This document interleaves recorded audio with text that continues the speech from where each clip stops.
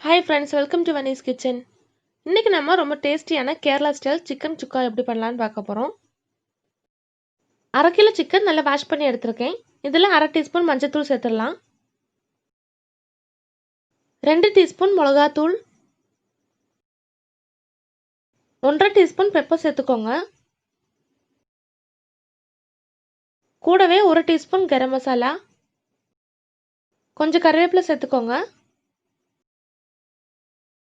2 teaspoon இஞ்சி பூண்டு paste add பண்ணுறேன். இப்போ இதில் தேவையான உப்பு சேர்த்துக்கோங்க.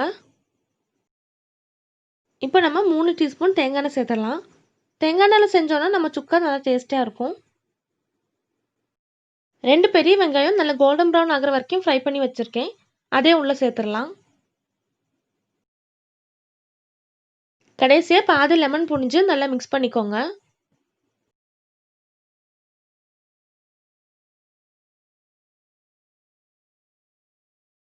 இப்போ நம்ம இது 1 மணி நேரம் ஃப்ரிட்ஜில் வச்சிடலாம்.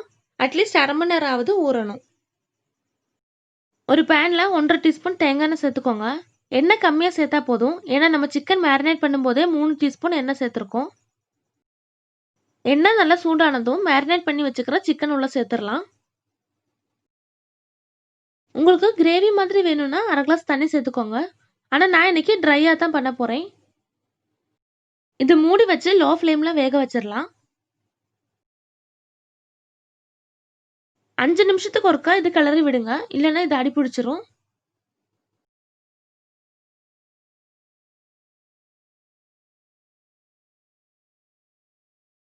இப்போ மொத்தம் 25 நிமிஷம் ஆயிருக்கு. பாருங்க, நம்ம சிக்கன் நல்லா வெந்துருச்சு. கடைசியாக கொஞ்சம் கருவேப்பிலை சேர்த்து ஸ்டவ் ஆஃப் பண்ணிடலாம். அவ்வளோதான், ரொம்ப ஈஸியான கேரளா ஸ்டைல் சிக்கன் சுக்கா ரெடி ஆயிடுச்சு. கண்டிப்பாக எல்லாரும் ட்ரை பண்ணி பாருங்க. இந்த வீடியோ உங்களுக்கு பிடிச்சிருந்தா லைக் பண்ணுங்க, ஷேர் பண்ணுங்க, மறக்காம கமெண்ட் பண்ணுங்க.